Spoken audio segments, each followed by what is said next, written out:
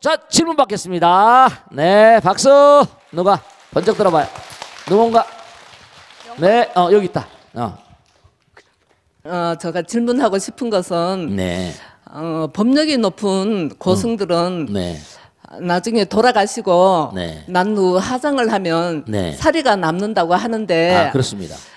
사리는 어떤 것이며 어떤 의미를 가지고 있으며 네. 또 일반인들에게도 사리가 나오는지 그것이 궁금합니다. 네, 좋습니다. 박수로 맞으세요. 네, 아주 중요하신 질문이세요. 부처님께서 돌아가신 다음에 사리가 남았다잖아요. 8섬 노말이 나왔대. 사리가 엄청 많이 나오셨나 봐요. 하늘나라에서도 가져가서 사리탑을 만들었대요. 우리나라에도 지금 사리탑 있잖아요. 저 무슨 뭐 설악산 봉정섭도 우리 기도하러 많이 가시죠? 네, 사리탑이 쭉 있어요. 그런데 참 묘한 건 저도 이렇게 보살님처럼 사리가 어떻게 그렇게 형성이 되었는가 궁금하게 쌍궁금했어요. 제가 오늘 정말 저도 이거 궁금하게 생각하다 보니까 이게 다 어느 날 풀릴 때가 있었다고요. 그 큰 스님들도 사리들이 많이 나오세요. 어떤 스님은 또 그런 분도 계시요. 사리가 무슨 필요 있냐? 내가 죽으면 사리 나와도 바닷속에다 던져라 이런 분도 계시고 그렇습니다. 뭐 다 자기 나름대로 칼라가 있으니까. 근데 어쨌든 부처님께서 사리가 많이 나오셨어요. 그런데 지금도 부처님 진신사리가 남아있어서 뭐 여기 여러 가지 얘기를 합니다만 뭐 인도에서 모시고 왔다 부처님 진신사리다 이렇게 합니다만은 제가 하나만 실제로 말씀드릴게. 실제로 내 그 절을 얘기하면 또 그 절도 선전하는 것 같아서 선전 안 할 테고 모모한 절입니다. 선방 스님들이 선방에 계셨어요. 근데 그 다락에 그 절에 이제 주지가 있었는데 다락에 뭔가 하니 옛날부터 내려줘는 이른바 말하면 사리가 하나 있었어요. 사리가 몇 과. 근데 이 사리는 망치로 쳐도 안 깨진다는 거야. 그 불에 태워도 안 타고. 이 스님이 선방 대중들하고 있는데 야 이거 진짜로 망치로 깨면 큰일 날 소리지. 망치로 깨지면 이게 깨지겠냐 안 깨지겠냐. 장난기스럽게 그러다가 망치로 때렸는데요. 진짜 선방 스님들이 보는데 이건 이제 제가 그래서 지금 이걸 절 이름을 안 밝히는 거예요. 이 왜 부처님 이 살이 아니지 못해 살이 가지고 장난을 놓으니까 이게 죄잖아요. 불경스럽잖아. 망치로 진짜 쳤어요. 대중들이 보는 데서 한번 해보자고 그래가지고 선방 대중들이 그렇게 얘기하니까 전 튕긴 거예요. 없어요. 깨지지도 않고. 이게 큰일 나고. 그래서 이게 뭐 없어졌네. 이거 어떻게 찾다가 없어진가 그냥 그만뒀는데 그날 밤에 스님이 화장실을 가다가 보니까 숲속에서 불빛이 푹 나는 거예요. 밤에. 실제입니다 이거. 제 아는 도반이고 있었으니까. 그래가지고 가보니까 캄캄한 밤에 빛이 환히 나는 거예요. 방광을 하는 거예요. 그래서 그 다음날 그날 모셔가지고 그 다음날 중들이 잘못하다가 난리가 나고요. 절하고 난리가 빌고 난리가 났었어요. 또 하나 이 사리가 정말로 불에 망치로 쳐도 이제 안 깨지는 거죠. 그러니까 사리가 정말로 이게 정말 어떤 것이냐. 그 이제 제가 아는 절인데 이건 이제 절들 이름을 밝히지 않는 이유가 실제 부산 부근에 있는 절입니다. 그 절에 공양주보살이 하나 있었어요. 아까 세속 사람들도 사리가 나옵니까 하니까 이 보살님이요. 어렸을 때 청상이 돼가지고 아이들을 공부를 시키고 다 해가지고 하나이는 서울에 살고 하나이는 미국으로 유학을 간 거야. 그런 다음에 이제 다 살게 해주고 절에 들어와서 이제 그 스미년 따라서 절에 공양주를 하는데 너무 열심히 기도를 하는 거야. 그리고 부처님만 믿고 오로지 부처님만 믿고 말이죠. 그래서 기도를 하는데 이 보살님이 절에 너무 성실히 월급도 받지 않고 그냥 스님이 돈 주시면 그냥 아들 딸들한테 주고 막 시지하고 막 그냥 다 그냥 무엇으로 그냥 말이죠. 스님 제가 여기 돈 받으려고 왔습니까? 그렇게 심덕이 좋고 그 절에 몇십 년 계시다가 자기 은사 때부터 있어가 돌아가신 거야. 그래가지고 화장을 해달라고 하는데 화장을 했는데 진짜로 사리가 나온 거야. 이 보살님 몸에서 깨끗한 영롱한 사리가 7관과 8관가 나왔대요. 그래서 스님이 이제 미국에서 한 녀석 오고 한 녀석 서울에서 왔는데 스님이 사리가 나온 걸 보고 어떻게 하려냐고 자식들한테 물으니까 미국에 한 녀석 사리가 뭔지도 몰라. 듣긴 들었는데 서울에 있는 녀석 사리가 이걸 어떻게 하면 좋겠냐 그래서 그러면 절에 이제 우리 신도들도 열심히 기도를 하고 하면은 이 보살 아니까 절에 한 네 관과 몇 관 남겨두고 나머지는 둘이 형제 너나 가져라. 그 집에서 가보로 아이들에게 계속 이렇게 기도하게 하고 선조님의 너희 할머니가 이렇게 기도해서 사리가 나왔으니까 그렇게 된다. 이런 논아줬답니다.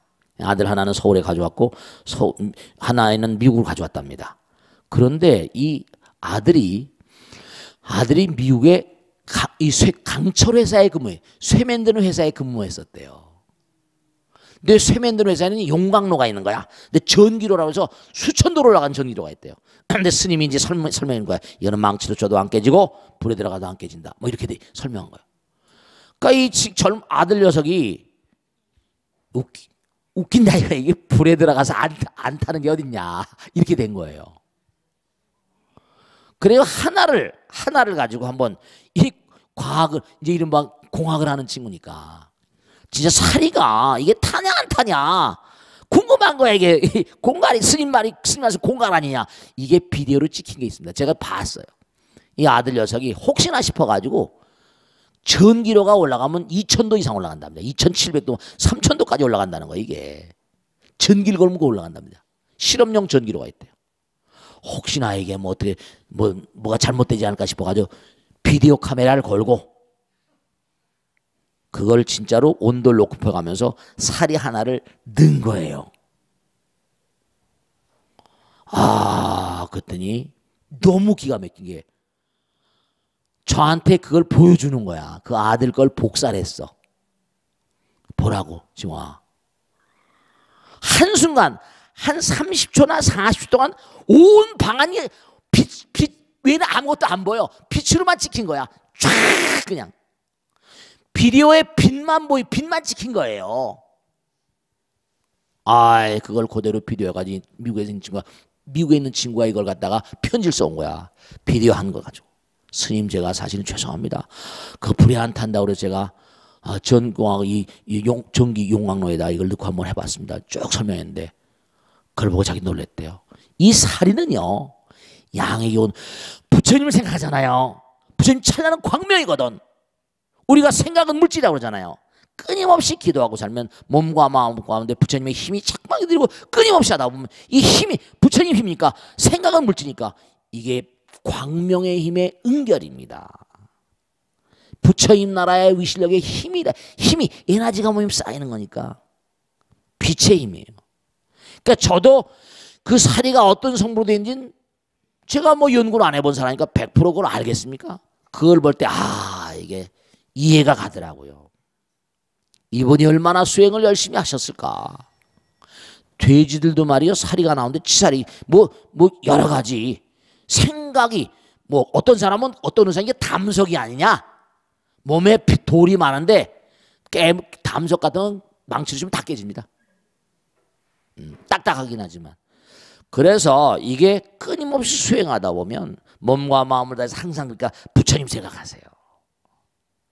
끊임없이 부처님과 더불어 사세요. 진리와 더불어 사세요. 그럼 어떤 경우에도 뭔가 하니 밝음의 기운이 가득하고 용감하고 씩씩하게 나갈 수 있는 어려움이더라도 간다 하는 거예요. 사리는 100% 제가 그걸 뭐 부처님 그 경지를 어떻게 알겠어요. 위대한 도인들 고승들의 경지를.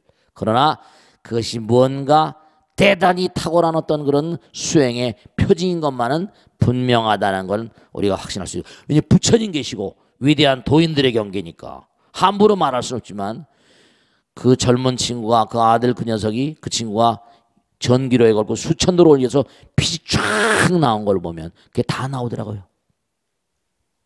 그러면 그게 뭔가 광명과 부처님은 진리광명이고 자비광명, 불성광명, 법성광명이니까 광명의 세계와 분명히 나무 화장 세계 비로자나 진법신, 법신의 세계와 분명히 관계가 있는 것이 분명하다는 걸 말씀드릴 수 있습니다. 아시겠죠? 그 정도 되고 다음 질문 받겠습니다. 네, 다음 질문 받겠습니다. 손 들어봐.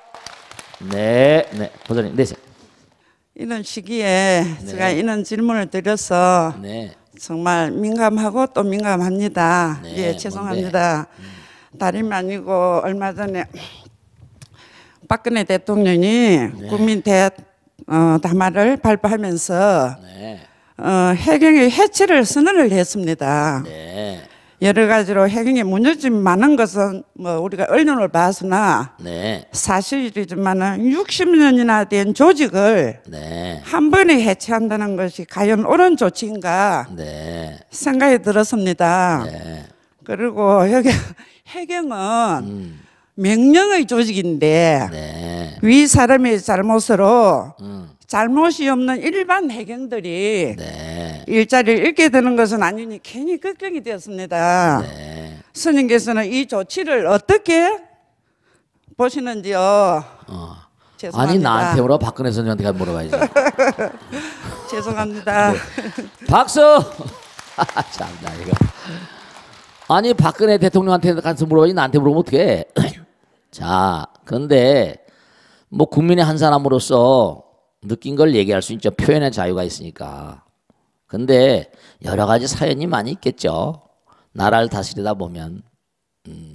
근데 뭐 60년이나 된 그런 조직인데 한꺼번에 뭘 했다고 그렇게 하냐. 저도 뭐 내막은 잘 모르겠어요. 여러 가지를 비춰볼 때. 근데 이제 하나는 그런 게 있을 수 있어요. 왜냐면 물론 그 보도에도 보면 뭐 해경에 근무하시는 분들 또 해경을 지원하던 사람들 있잖아요. 그죠? 난 해경이 되고 싶다. 뭐 여러 가지로 좀 가슴 아픈 일이죠. 사실은 이게 보통 문제가 아니지. 그런데 제가 가만히 생각을 해보면 그런 거 있거든요. 뭘 잘못했는지 뭘 잘했는지 우리는 잘 몰라요. 솔직히. 그래 안 그래요? 저도 잘 모르지. 여러분 잘 모르잖아. 근데 조직의 흐름, 예를 들어서 그 조직 자체가 가만히 보세요. 물론 여러 가지 이제 시스템에 목적하는 바가 있겠지, 그지? 뭐 명령 조직이고 뭐 하다고지만 사실은 부처님께서 이러셨어요. 뭐냐면 대단히 민감한 얘기지만 사람을 살리는 그런 그 거짓말을 해도 강하다. 사람을 살리는 경우. 그 다음에 또 하나. 그 사람을 만약에 죽여서 그 사람의 업을 감화할 수 있으면 죽여도 상관없다. 열방경에 나온 얘기입니다. 그 다음에 또 뭐냐면 그래서 이 유명한 사명당 대사가 일본 사람들은 반도에 한 발짝도 들이지 말라는 게 오명 사람 살상하니까. 단륜기 보살 얘기가 나오는데 우선 제일 중요한 건 생명이 소중하잖아요. 우리가 압축성장하는 바람에 인명을 경시하고 지난번에 몇 년 전인가 비행기가 떨어졌는데 그 비행기에 외국인도 타고 일본 사람 타고 한국 사람 탔는데 내가 그때 너무 가슴이 아프더라고요. 그 비행기 회사에서 보상하는 보상비가 미국 사람이 제일 많고 일본 사람 많고 그다음에 한국 사람 많더라고요. 사람값이 싼 거야 이거. 왜 이래 이거. 똑같은 사람인데 날짜마다 좋은 것도 밝은 승만 나오면. 근데 아마 제가 그 위정자들의 어떤 그 대통령이나 이런 분들의 마음을 속 들어가서 보지 못했지만 순간적으로 어떤 재난이 닥쳐왔다. 그러면 그 밑바탕이 우리 누구나 다 고민해야 되는 겁니다. 어떤 상황이 딱 벌어졌다. 왜 예전에 그 일본 공부하러 갔던 어떤 청년이 말이죠. 지하철에 노인 떨어졌는데 자기가 들어가면서 그 순간적으로 아무나 안 들어간 거야. 이 사람 한국 사람인데 일본 할아버지인데 자기 목숨하고 맞바꿨잖아. 우리 사회는 순간적으로 그게 많이 필요하거든요. 순간적으로 그건 사랑의 발로거든요. 순간적으로 어떤 시스템도 뭐 배경이 그렇지 않다는 게 아닙니다만 뭔가 이게 지금 국민 사이에 너무 팽배되어 있는 게 서로 사랑하는 마음, 순간적이나마 정말로 이웃을 생각하고 나를 던져서라도 살신성이 나는 그런 마음들이 너무나 부족해요. 아마 제가 판단하건대는 제가 잘은 모르지만 느끼기에는 아이족 조직 자체가 너무나 오랜 세월 동안 경찰 그러니까 군림하는 시스템 같이 사람을 살리는 것보다는 물론 그렇긴 하겠지만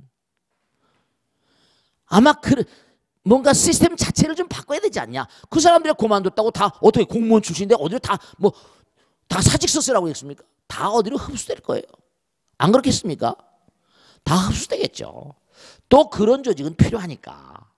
그렇지만 상징적으로나마 뭔가 발본색원하는 이 민심을 뭔가 추스리려는 어떤 정말 새로운 차원의 어떤 의지의 표현이 필요하지 않을까. 저는 위정자들은 그런 의지를 가지고 한번 국민들에게 의지와 결단에 찬 어떤 그런 모습을 보여줄 그런 마음을 갖지 않았었겠나, 그런 추측을 하는 겁니다.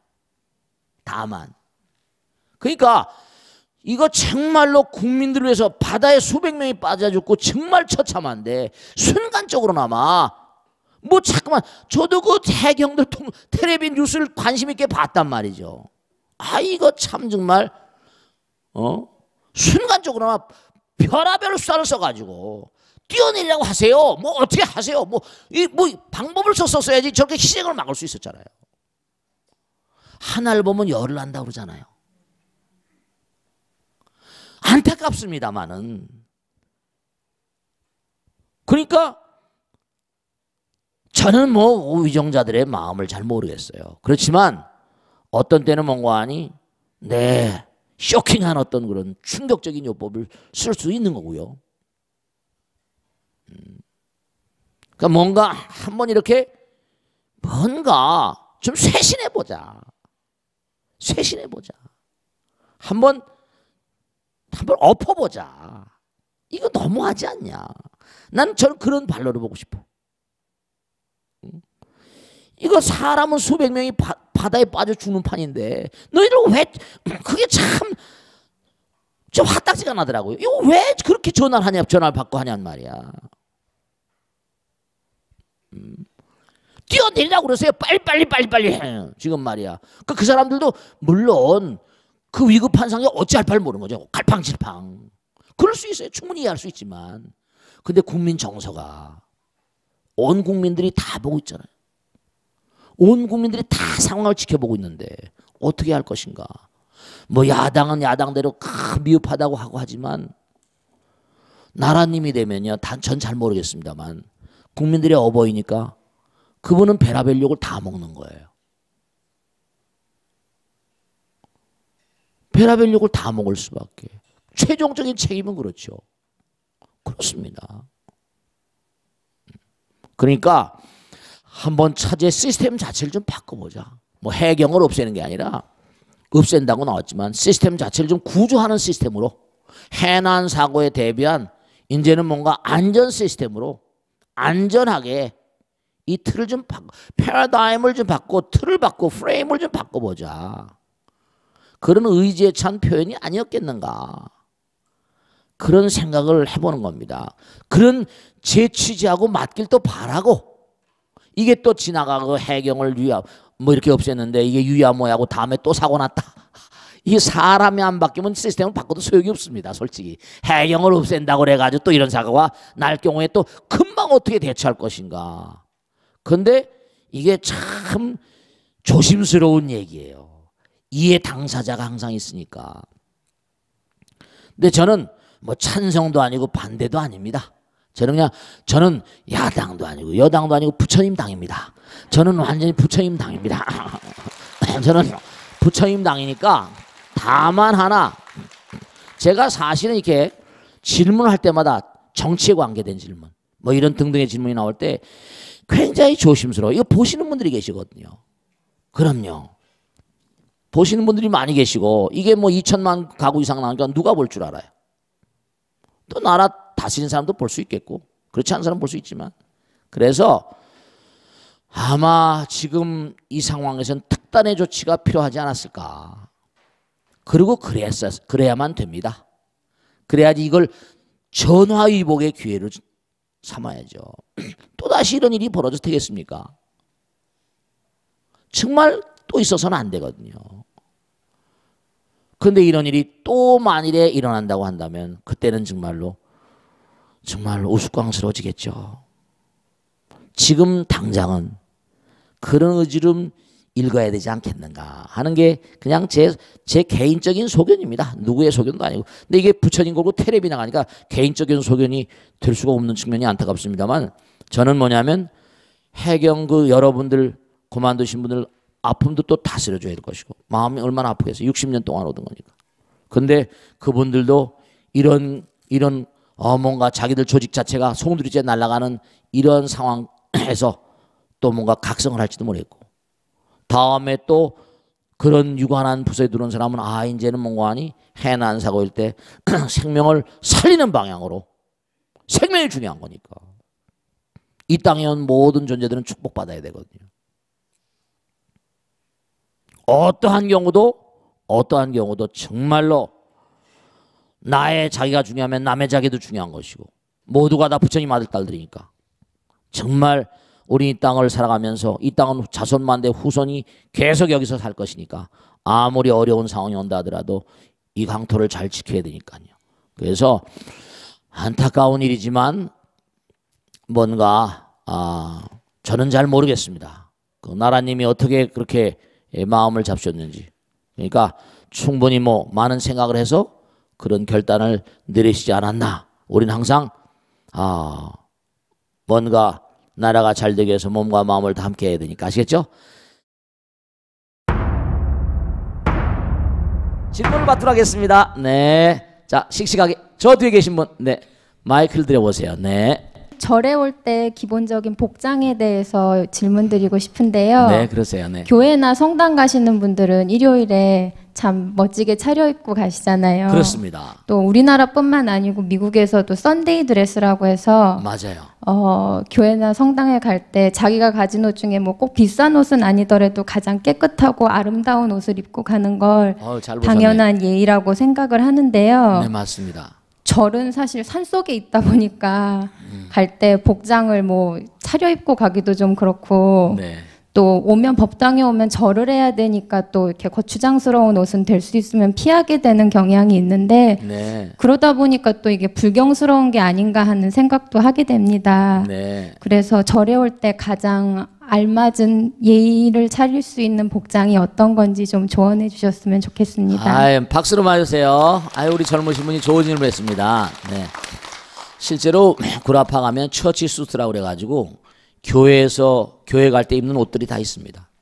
제가 서초동에 있을 때만 하더라도 앞에 큰 교회가 하나 있었는데, 제가 제일 가슴 아팠던 건 뭐냐면, 교회 갈 때는 아들도 딸도 예쁜 옷을 입고, 자기도 예쁜 옷 입고, 남편도 예쁜 옷 입고, 다 손에 손을 맞잡고 가요.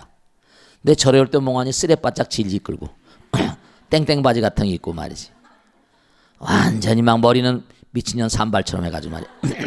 단정히 좀 빗고 오면 어때 좀 말이야. 나 참 정말, 아이고 참 정말 이게 복장의 문제가 상당히 심각합니다. 근데 지금 말씀한 대로 절들이 산에 있고, 또 절은 절하는 곳이잖아요. 이 종교는 사실은요, 이 유니폼에 대해서 굉장히 관심을 많이 갖습니다. 특히 여러분 잘 아시잖아요. 저 신학대학을 나오면요, 이 카톨릭 같은 데는 말이죠, 어때요? 계급을 옷으로 계급을 전부 다 따집니다. 무슨 신부나 추기경들 퍼플이라고 그러잖아요. 색깔이에요. 카디널 색깔. 그들이 유니폼이 다 있습니다. 보통 신부는 어떤 옷을 입고, 그 다음에 뭐 주교급이 있고, 추기경급이 있고, 교황이 있고 말이죠. 그럼요. 그들은 벌써 성소의식이 있어. 갈 때 함부로 가자. 예절이 있단 말이에요. 그런 얘기를 많이 하거든요. 교회나 성당들은 의자가 있으니까 가서 편안하고 옷도 찢어지지 않으니까 그러니까 깨끗한 옷을 입고 가지 않았습니까? 중요한 사실은요, 불교는 이제 좀 차이가 있죠. 깊은 산중에 있기도 하고. 근데 사실 산중에 있는 것도 이게 이 조선시대 500년의 잔재예요. 신라시대 때 가봐요. 경주 한복판에 큰 절들이 다 있잖아요. 개경에 가보면, 송도에 가보면 전부 다 한복판에 다 있었어요. 근데 500년 동안 하도 스님네들 때려잡고, 그러니까 산중에 가서 그렇게 살았던 거예요.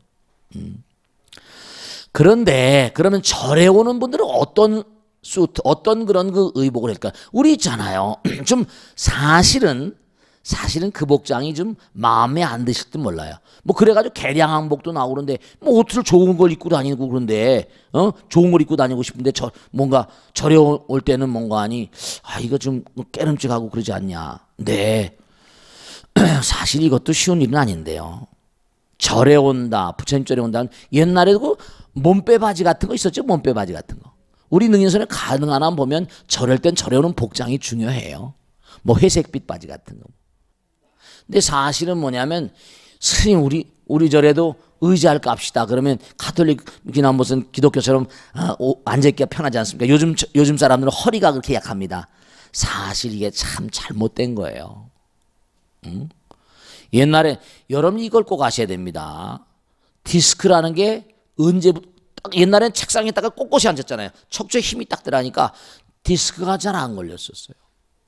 딱 가부좌를 딱 들고 앉았거나 이래 되면 책상다리 딱 하잖아요. 척추가 딱 바로 섭니다. 근데 의자 생활을 하다 보니까 척추가 약해지는 거예요. 그 디스크가 굉장히 많이 걸립니다. 근데 참 이게 안타까운, 그렇다고 해서 참 이게 의자를 갖다 놓자니 그렇고 의자를 갖다 놓지 않자니 그렇고, 근데 어디까지나 네. 그래서 이제 부산법당 같은데 아침에 새벽에 출근하신 분들 이제 CEO 포럼이라고 할 땐 의자 갖다 놓으라고 그랬어요. 의자 갖다 놔라. 출근하신 분들인데 절할 수 있는 것도 아니고 아침에 사장들 한 100여 명, 7, 80명, 100여 명 와서 사장단들 와서 얘기를 듣는데 그럼 그분들의 편의를 위해서 앉아서 할 수는 없으니까 의자로 나서 해라. 제가 그렇게 했습니다. 그래서 지금 그렇게 하고 있어요. 그 법당에서 힘드는 분들은 저 뒤에 이제 의자를 앉고 하고 디스크 걸린 분도 계시니까. 그런데 사실은요, 절은 정말 굉장히 좋은 수행 방법입니다. 이걸 아셔야 됩니다. 요가의 압축법이에요. 제임스 휴미트라고 유명한 요가의 대가가 있습니다. 이 사람은 티베트와 이른바 인도에 들어가서 오랜 세월 산 사람입니다. 이 사람은 유명한 요가 컴플릿 요가라는 책을 써가지고 미국에서도 아주 인기를 끈 사람입니다. 근데 이 사람이 전부 다 조사하다 보니까 동양의 절이 요가의 압축판이라는 거예요. 요가의 압축판이라는 겁니다. 거기 구부리는 포즈나 이게 전부 다 요가의 압축판이에요. 절 자체가 요가의 압축판이에요. 절에 오시면 절을 하셔야 되는 거야. 자기 몸과 마음의 건강을 위해서 다른 것보다 아주 중요한 것은 절을 하게 되면 이른바 말하면 마음이 굽혀지거든요. 몸이 굽어지면 마음이 굽어지는 거거든요. 자기 인간이 할 수 있는 정말 영혼의 세계에 대한 최상의 예경인 거예요. 지금도 어쨌거나 간에 이슬람에서도 다 하잖아요. 그리고 가톨릭 신부들도 자기들이 신부 서품식을 받을 때 보면 어떻게 돼요? 절합니다. 우리는 매일같이 법당에 나오면 절하잖아요. 근데 점점 절하는 걸 싫어해요. 그러니까 병이 많은 거예요. 병이 많은 겁니다. 척추는 우리 몸에 대들보거든요. 척추가 약한 사람은요, 병이 많습니다. 그렇기 때문에 법당에 오실 땐 간단한 법복 바지 같은 거 있잖아요. 그 우리 여기 와서 여기 어디 한복 만들어서 여기 많이 갖다 놓잖아요. 그래 안 그래요? 그 법복 바지를 그날 이제 옷 입고 와서 어떻게 하든지 해가지고 법복 바지를 입고 와서 그날 하루만은 바깥에 나가서 뭔가 하기 어렵다 그러면 제가 그런 생각도 한 적이 있어요. 이거 워낙이 많으니까 아니면 뭔가 그런 법복 바지 같은 걸 이게 어떻게 좀 보관할 장소를 두든지 해가지고 와서 법복 바지로 갈아입고 그 다음에 예경을 하고 다시 입고 나가는지 구겨지면 또 안 되는데 그런 번거로움은 좀 있는데 원하신다면 그런 것도 해볼 생각이 있는데요. 사실은 법당에 올 때는 부처님만 만나오잖아요. 나의 아버지 영원의 아버지인데 우린 부처님의 아들 딸 아니에요. 예경을 취해야지. 예경 공덕이 으뜸이라는데. 그러니까 부처님 전에 오실 때는 어떤 예절이 필요하고요. 어떤 그런 그 유니폼 같은 거. 그러니까 가능한 한 이제 절을 할 수 있는 그런 상황이 온다면 뭔가 법복 바지라거나 법복 바지가 아니라도 바지 같은 거 있잖아요. 절할 때만 땡땡이 바지, 미니 스커트 같은 거 입고 막 이런 분은 안 계실 테니까. 그러니까 그날은 절하시는 날이다. 부처님 전에 내가 몸과 마음을 다해서 머리를 조아리고 참여하는 날이다. 빛이 되는 날이다 이렇게 생각하시고 유니폼에 대해서 신경을 써주시는 게 좋고 다 스님들이 그런 보살님이나 부처님께서 우선 자세가 중요하잖아요. 마음의 자세가. 예절이 중요하잖아요. 우리 집은 몽관이 멧돼져서부터 뭐 양반 집안이라고 막 공주 그러잖아요. 양반들은 특징적으로 예절을 잘 지키잖아요. 그죠? 그러니까 법당에 나오실 때도 옷차림 같은 걸 좀 이렇게 신경을 써주시는 게 좋겠다. 꼭 회색이 아니더라도 철학의 간편한 바지를 그날만은 입고 나오시는 게 좋겠다. 법당에 공부하러 나오신 날들은 뭐 또 좀 다르지만 이제 제일날 같은 때나 또 평상시도 마찬가지죠. 근데 여름 같은 데 이런 데는 뭐냐면 어쩔 수가 없겠죠. 뭐 얇은 걸 바지를 입으시든지 여름에 또 더우니까 그래서 여러 가지 생각하셔가지고 좀 법당에 나올 땐 스스로 예절을 좀 취하는 게 좋지 않을까 그런 생각을 해봅니다. 아시겠죠? 자, 다음 질문 받겠습니다. 네, 자, 맨 앞에 보사님 우리 젊은 보사님 여기 마이크 갖다 여기 일로 와 여기 계신다. 부처님께서는 과보, 그다음에 인과법 이런 것들을 말씀하시면서 네네네.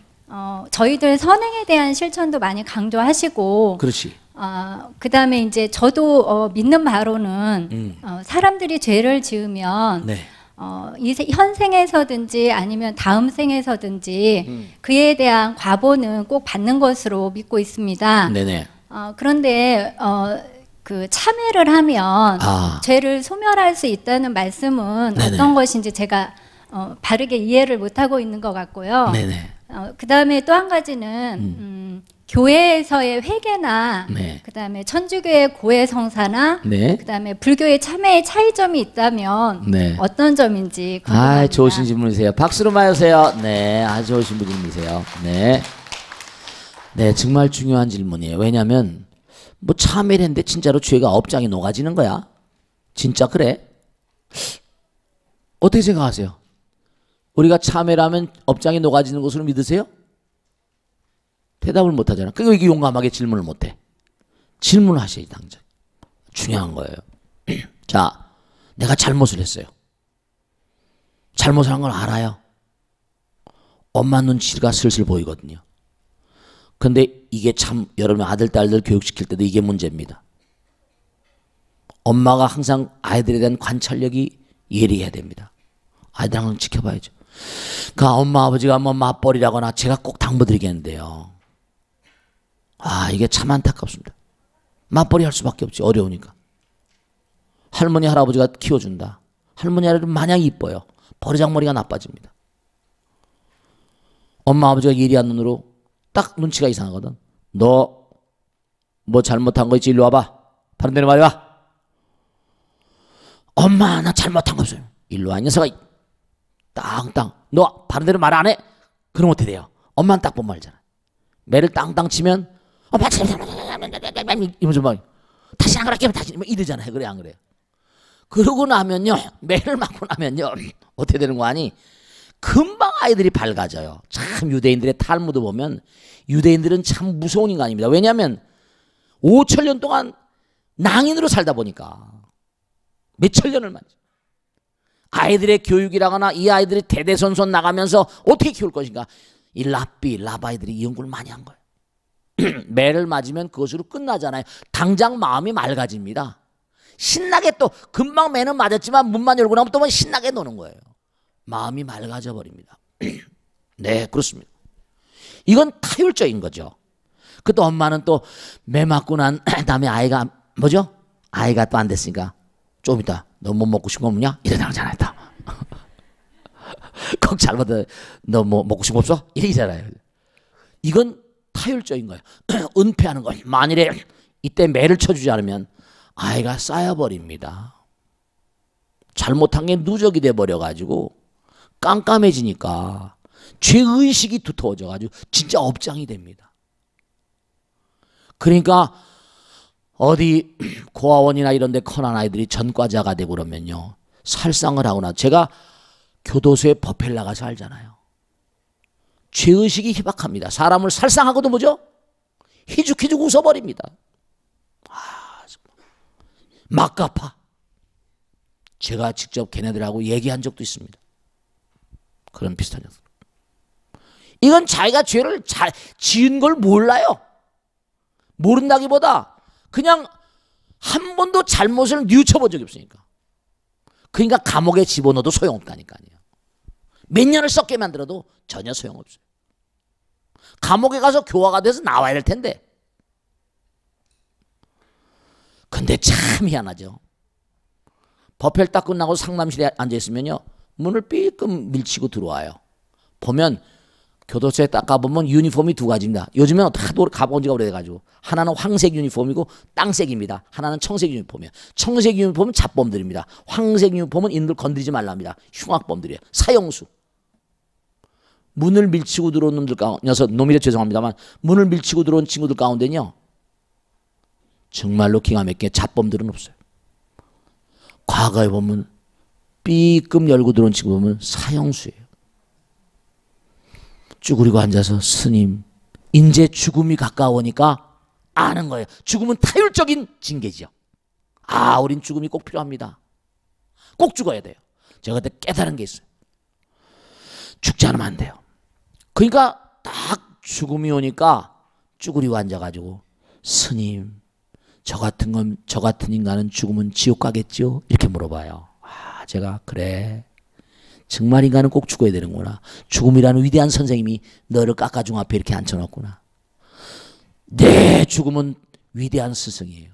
그런데 중요한 건 타율적인 것보다 자율적으로 내가 부처님 공부를 하잖아요. 그지? 부처님 공부를 하면 내가 잘못한 걸 알잖아요. 뉘우침이 있잖아.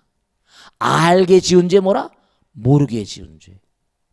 알게 지은 죄, 모르게 지은 죄를 자기가 스스로 참이란 말은 지난 날의 것을 뉘우치고 다시는 앞으로 하지 않겠다는 서원이야.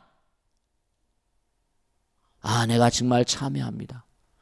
고해라는 것도 내가 신부님 앞에서 고해성사하는 것도 내가 이렇게 잘못했으니까 앞으로 안 하겠다는 서원이 아니야. 그죠?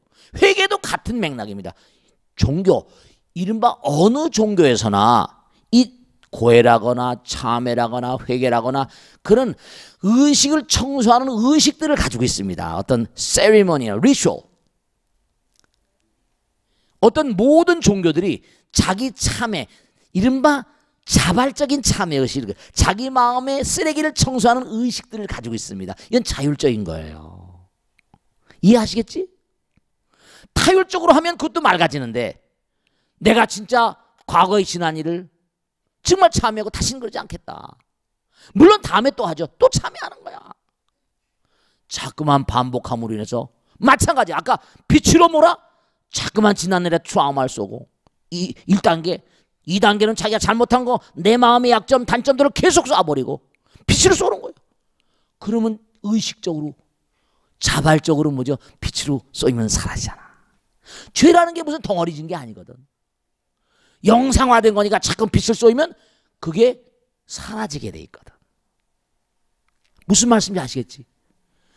자율적으로 자기 자신의 의식에 정합니다. 그러니까 그게 당연히 뭔가 아니 죄의 무자성이야. 죄라는 건 뭔가 실다움이 없다. 종심기, 뭔가 부정적인 마음을 바탕으로 해서 일어난 것이다. 이게. 부정적인 마음을 내가 심양멸시, 부정적인 마음을 내가 녹여버리면 심양멸시, 만일에 부정적인 마음을 만약에 녹여버리면 죄의 영망, 죄도 역시 사라지는 것이다. 죄망, 신멸, 죄도 사라지고 그러한 부정적인 마음도 사라지면 양구공 다 공이 돼버리면 시증명이 진참의 부처님 직설이잖아. 자기가 자율적으로 하는 거야. 타율적으로 하는 게 아니라. 그게 얼마나 큰 공덕이에요.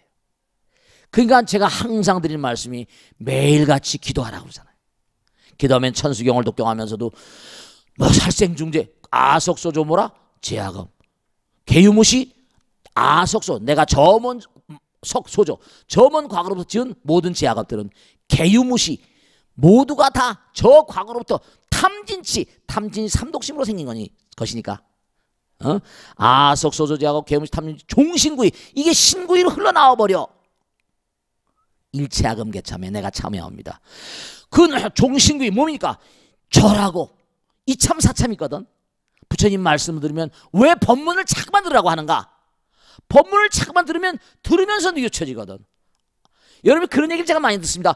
스님은 꼭 날 두고 얘기하는 것 같아. 꼭 날 두고 얘기하는 것 같아. 아니에요. 이건 보편성을 띠는 거거든요. 누구나 다 잘못하고 스님도 잘못하는 거예요. 부처님은 그런 걸 영명하게 아신 분이니까. 그러니까 자율적으로 자기가 끊임없이 참여하면, 그러니까 천수경도 이제 앞으로 다 공부하고 중요한 경전이니까. 그 다음에 무슨 그게 나오잖아요. 그죠? 살생중, 나무 참접장, 보승장불, 12종불을 딱 세우면 그 부처님이 전부 다 뭔가 하니 증명법사야. 내가 지은 지업들을 다 참회를 받아주시고 경감시켜주시고 탕감시켜주시는 그러한 부처님들이세요. 다 한 분 한 분이.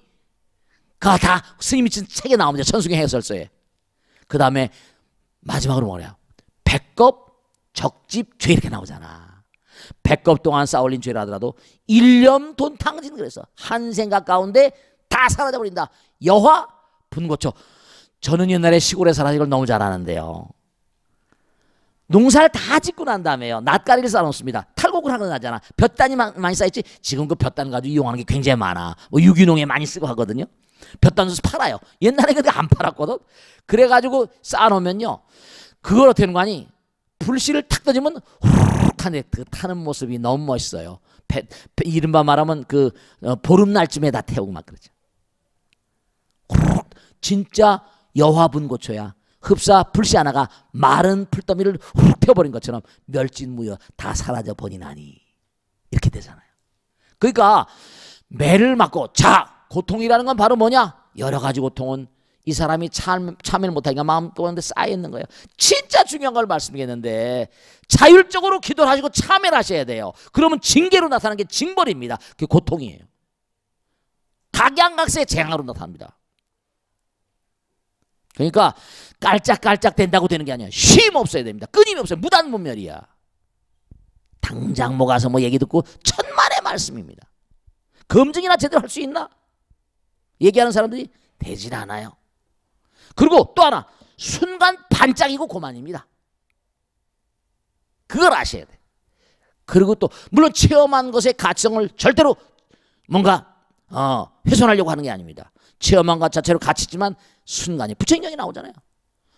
체험을 하거나 계속 거기다 마음을 투자하면 이상에 나온 의미가 뭐냐 이렇게 해가지고 수정주를 때려보시고 고행주를 때려보시고 부처님께서 그렇게 말씀하셨거든요. 기도 열심히 하세요. 기도는 진심으로의 참회입니다. 기도는 헌신적인 참회예요. 업장소멸이고 선근의 증장이에요. 아시겠죠? 자, 오늘 여기서 끝나겠습니다. 모두 성불하세요. 감사합니다. 네, 마치겠습니다. 네.